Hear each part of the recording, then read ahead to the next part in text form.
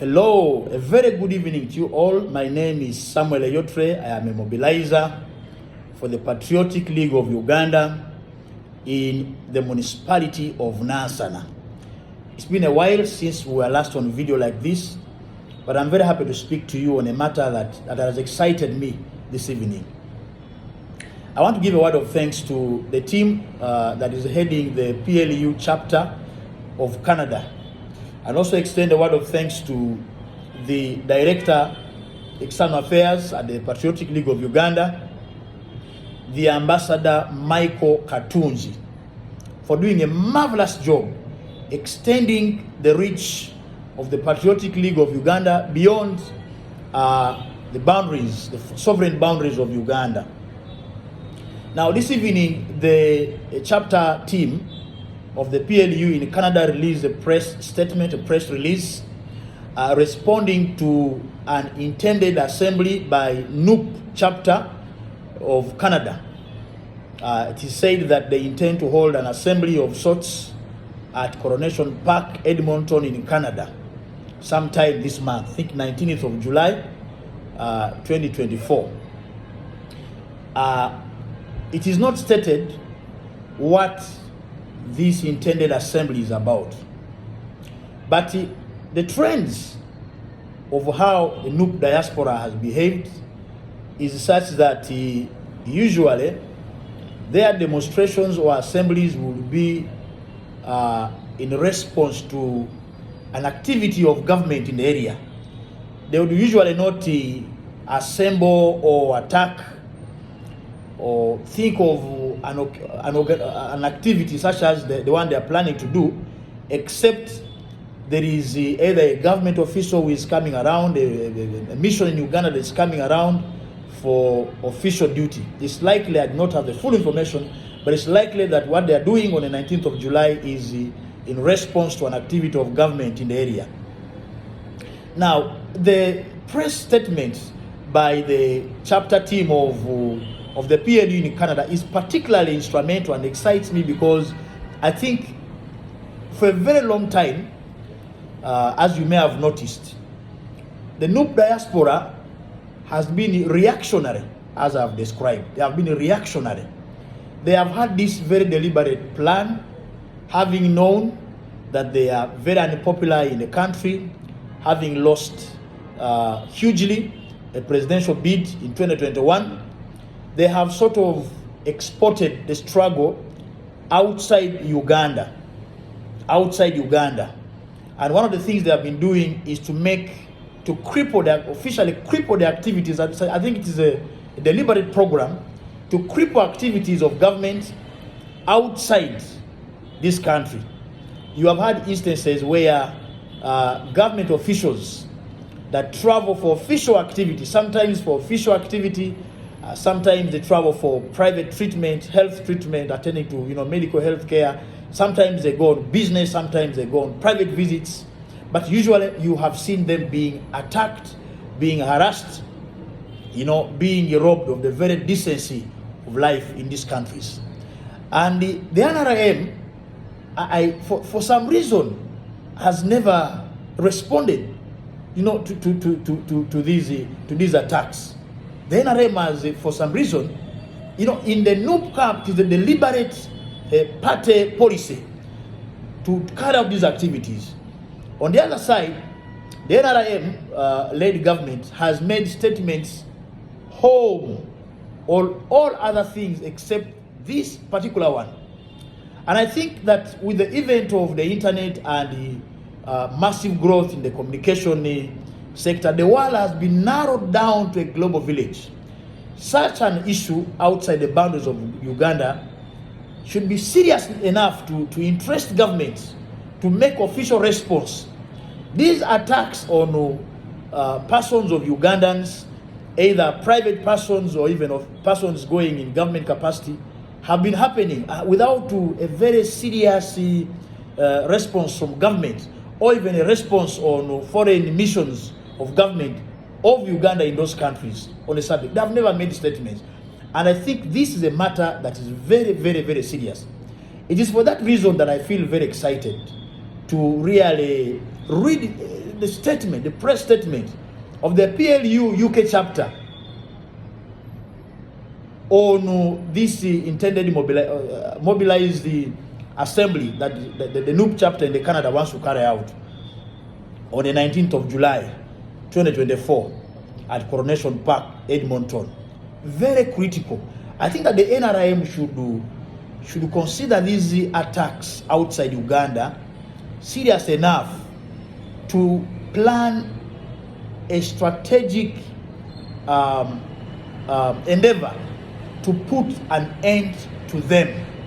Because the world, you see, whatever political, you cannot operate in Uganda independent of whatever is happening outside this country. The world has become so small a village that the political circumstances under which you operate in Uganda will be read, will be picked up outside the boundaries of Uganda in real time with the internet, especially with the informal social media.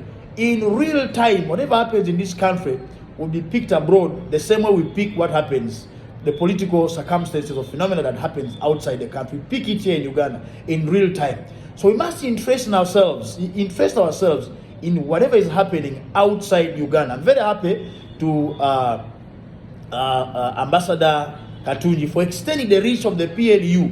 In the NRM, they may be a little analog and they have stayed around so long. They may, be a little bit cold to that. But in the PLA, we are very sensitive. Afande has already extended the reach. I've seen chapters opening in Canada, in the US, and the like. We will be countering such undesirable behavior. You remember when last year, I think the Honorable Amama Mbabazi got a very abrupt health complication and he had to be rushed outside Uganda. He was taken to the UK for treatment. While at the hospital, and I think also at his residence where he was, the hotel residence, the Honorable Amama Mbabazi was attacked by a team of NUP supporters. And they were shouting, "People power, our power." And they were hurling all sorts of insults at Honorable Mama Mbabazi. While he was sick, he could barely walk. He was being supported this way and the other way by his medical team, being walked into a car, and he was attacked. And they were saying, "Go back to Uganda." And they were saying he's a thief. And they were saying he's a murderer. And they were calling him all sorts of names. I think that this issue of attacks by opposition elements, particularly NUP, against either government officials of government or even ex-officials of government, must be responded to with a desirable force. Of course, the government of Uganda may not police the activities of these elements outside Uganda directly, but we can work through our foreign missions. We can work through our friends in these territories to ensure a decency of life for Ugandans. I would never imagine. Look, a man is sick. A man is fighting for his life. From the sources on the media, it is said, I think one of our Mama Babas, particularly in this case, it must have been an issue of a brain, I think a shock or something. Someone is barely fighting for his life. And these people have the audacity to attack him while in the hands of his medical team. No, I think government needs to strategically sit and find a way to ensure security of Ugandans outside, especially knowing that this government has missions abroad and this government has strategic interests outside Uganda. I'm very, very happy that our team, the PLU team in Canada, was able to make a statement. But beyond the statement, government needs support. The PLU, we are not in office, we are not in power, we are not in authority. We do not bear the authority of the state. But government can work through its missions and the friends in this government to ensure that we are safe. I want to travel to a territory outside this country, knowing I can do my business, knowing I can check in any hospital, and be attended to. Most times when we travel when government officials or persons in Uganda travel for treatment, we pay millions of money, huge amounts of money, and we pay this money ahead of time, even before we travel. Having paid millions of money, do you want me to be chased? You want me to be pushed outside the country that I cannot be attended to? Really? No. I think we can do better. I think that what our teams are doing is commendable, and we must keep at it. We must keep at it. I have looked at the sections of the law that have been cited by our team in Canada. They have made reference to the Canadian chapter of rights and freedoms, and they expressed that section 2 of the Canadian Charter on Rights and Freedoms guarantees the right to assemble. But you see, the legal regime in most countries, especially on the subject of human rights, is very often the same, particularly in the Commonwealth community, UK, Canada, and the like.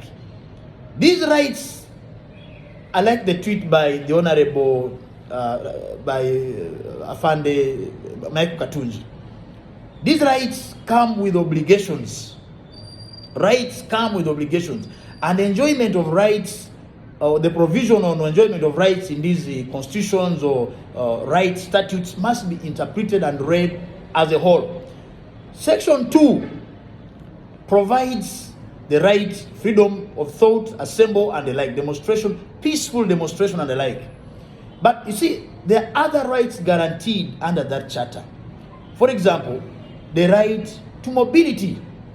The right to mobility, it is provided in the context of Canadians, but I want to believe that any person who is also lawfully in Canada or in any of these countries must have that mobility to move to places that they are lawfully at without any hindrance or an attack on their person.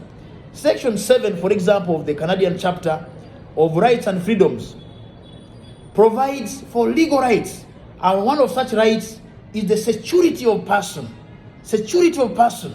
Security of person. So I want to believe that there is sufficient provision in the legal frameworks of these countries to ensure our security. There is enough. There is no right that is given without limitation. In fact, when you look at, I think section should be one of that, one of the chapters that has to do with the provision. It particularly provides that one of the Canadian chapter of rights, it particularly provides that there can be limits to the enjoyment of these rights. Such reasonable limits as are permitted or as can be allowed in a free and democratic society.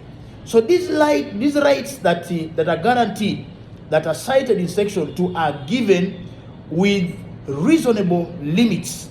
So there is a ground for these self-seekers outside Uganda to be brought to book. What we need to do is to have a deliberate government effort.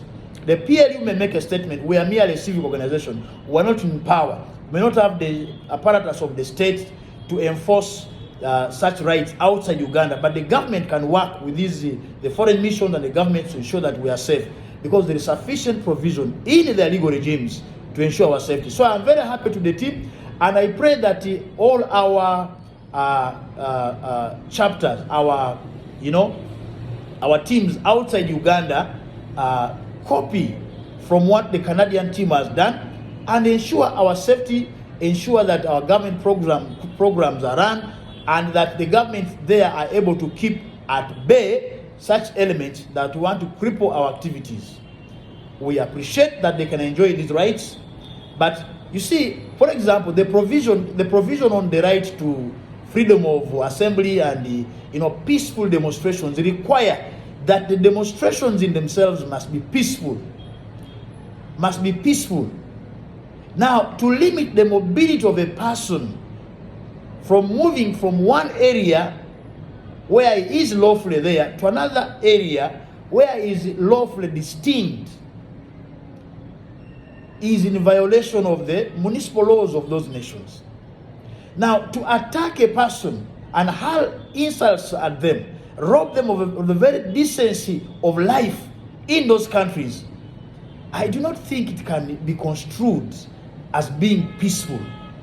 I don't think it is peaceful in any way. So there is sufficient ground. You can seek redress in the courts of law in these countries. But the point here is that let government work. We can flag the situation as the PLU, but let government officials come on board and see to it that Ugandans are safe outside Uganda. Thank you so much.